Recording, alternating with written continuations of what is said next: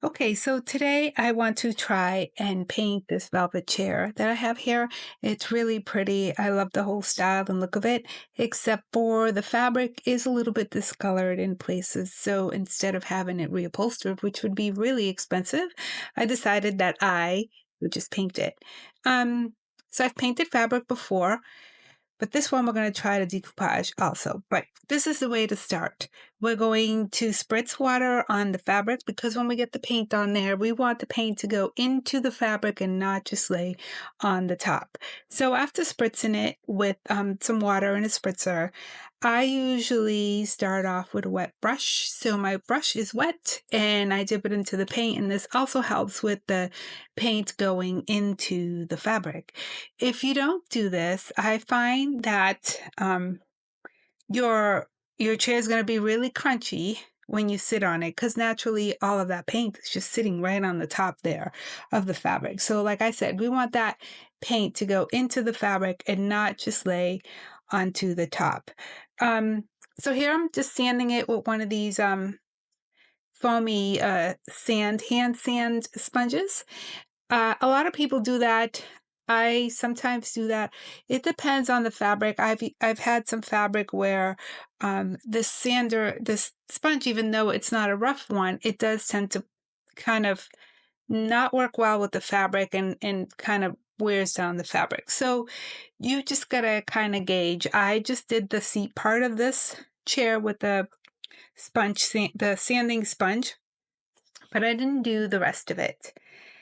So, the great thing about this chair is that it's going to look completely different.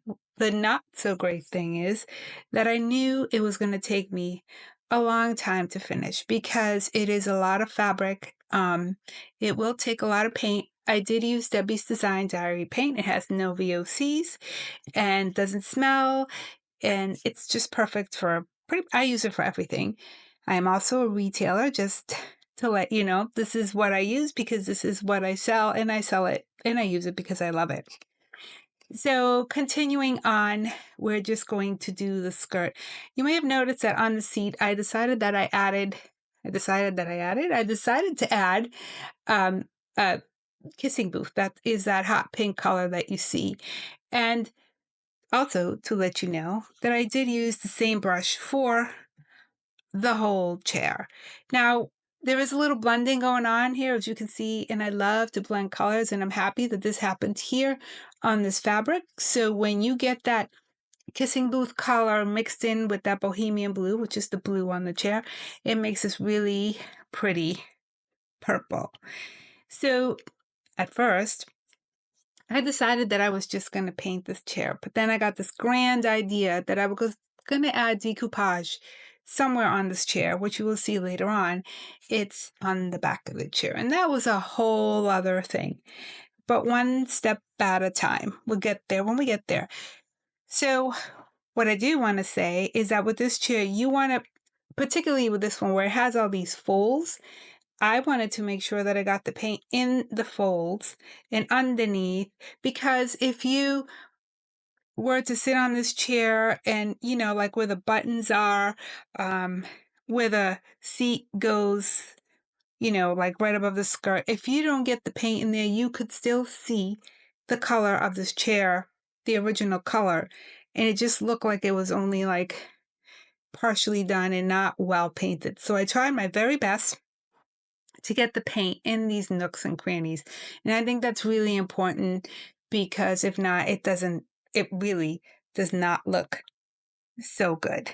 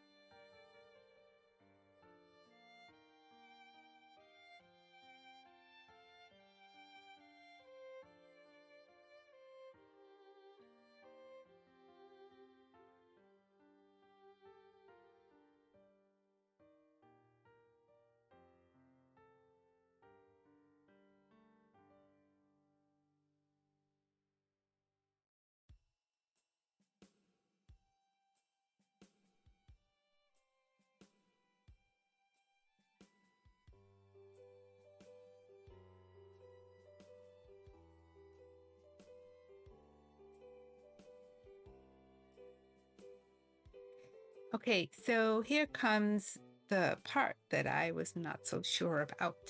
This is my first time actually putting decoupage on fabric, anything really. So I wasn't quite sure how this was going to work out, but I always like to try things and then see what happens. I mean, what's the worst that could happen? It comes out awful and you start over. So I have this decoupage paper with this girl playing the violin, and it was the right size for the back, I thought. What you do have to do is this paper, it has a little bit white trim, kind of like it's framed in there, but you need to cut it off because at the bottom it has the name of the paper and all of that. So you do cut that off. And then the next thing I did is I started using Mod Podge, which was, I felt not working great with a fabric chair that was velvet and was painted. It just didn't seem to adhere as well. So at some point, I did switch to Big Top from Debbie's Design Diary paint, which is from the same line of the paint that I used. And I found that that worked better. It wasn't as thick, and I felt it worked better. And just like when I do decoupage, anything else, I work in sections, especially if it's going to be a big surface area. Because if you start to layer on all of this adhesive all at once, by the time you get the whole paper on there nice and flat and straightened out, and you get all the wrinkles out that you want or not, most of that glue has dried. So this is why I work in sections. And by the way, Big Top, which I did, as I said, eventually started using that. Um, I'm sorry, not Big Top. What I did mean to say is crystal clear patina. That's what I use. If that product, also from Debbie's Design Diary, works as a sealant and as a glue like Mod Podge would. So you can actually use it on the bottom and on the top of the paper that you're trying to put on, the decoupaging paper that you're trying to put on the fabric. So, and on furniture as well. So once I got that on there and I worked in sections, I tried to get out as much wrinkles as possible. I don't mind a little bit of wrinkles because I wanted this to look like a kind of like an older chair, which it is, but I wanted this paper in the back to look like kind of like an older painting. I don't know, hard to explain, on the chair, and it worked. Well, let's just say that this was not the best thing I did. I had to redo, and you will see. So again, I spritz on the top to get the wrinkles out because sometimes people do that, and they do. It did tear. I was a little bit too rough, and this just totally did not look the way I was hoping that it would. It had more wrinkles than I wanted. It had some tears, which I was okay with that because, I wanted it to look kind of older, but not as many tears as it did. Um, I tried to just fix it in so many ways, but it went wrong in so many ways. And so at the end, yeah, I kind of had to start over. And that was a whole other thing. Um, Also, because I spritzed it, I think, and because maybe the color of the paint underneath the paper was Bohemian blue is a beautiful color, but it tends to be a little bit on the darker side. The face of the woman on the paper, as you'll see maybe later, it was hard to see. It was faint. I mean, you could see it, but you had to get up close, and the paper wasn't as vibrant as it was when I had originally started. So, what to do? How was I going to fix this? Should I pull all of this paper out and start over, but then there would be all that glue underneath, or just paint over it? That was something that I had to ponder a little bit.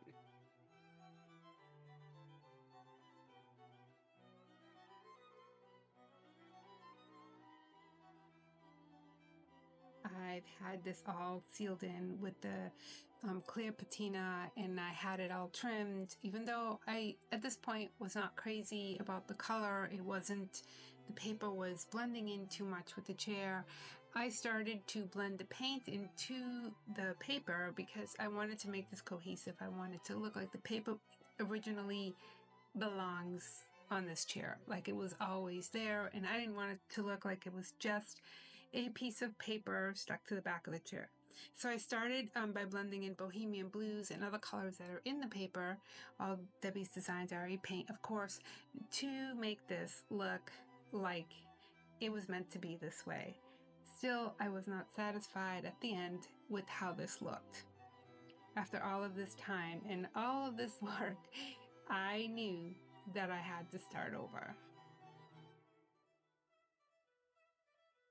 So now that I did all of that to the back, I decided that, okay, I was going to keep going for whatever reason because I didn't want to start over. The thought of starting over, I didn't even want to think about it because it was just a lot of work to get it to where it was at this point.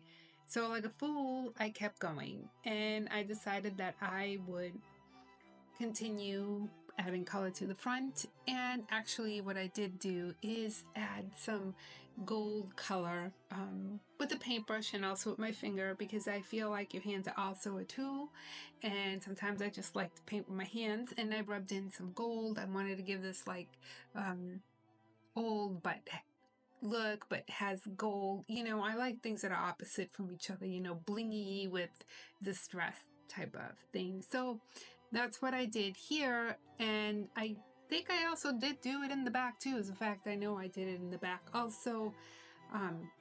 Yeah, so I just kept going. So this is the part where I decided I was going to start over with the paper again. No matter how much I tried to be happy with the way it looked, I just wasn't. So instead of ripping the paper out, which would have just left pieces stuck to the chair because of the glue, I decided that I would put the same paper over the paper that was underneath it. You may think this might have looked funny or looked weird in any way. It did not. And actually, I think it helped because, as I said, the color underneath was kind of dark, and so that's why the face of the woman in the paper was blending in too much, and it was too faint to see her pretty face. So adding a paper on top of the same paper actually really worked out. And also, the gluing part of it, even with the crystal patina, worked a whole lot better than it did with the fabric. So yeah, I think this worked out better. Was I upset? Yes, because I had to start kind of over, but most of the work was done. And I think anything like this can always be fixed.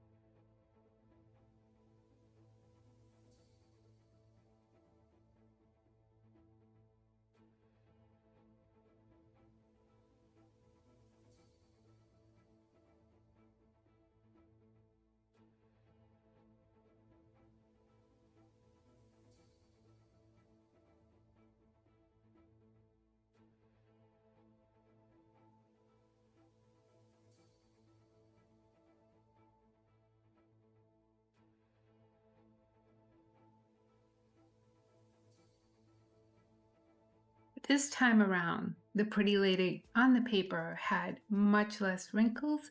She went on more smoothly, and you could see her pretty face. That's for sure. And I'm happy with the way it came out this time. The next thing to do, or the last thing to do before sealing, really was just to blend in some paint again to make it look like it's not just paper stuck on the back of a chair. So I wanted to blend in the bohemian blue and the colors, and maybe add a little bit more gold. But other than that, she was looking the way I wanted to now, and we are just about done. Thank goodness.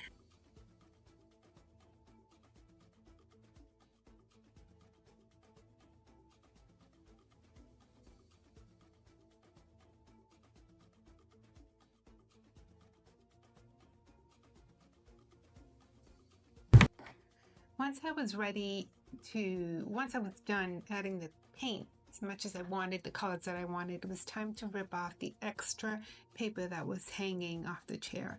And that was easily done by just wetting it a little bit and cutting it off gently.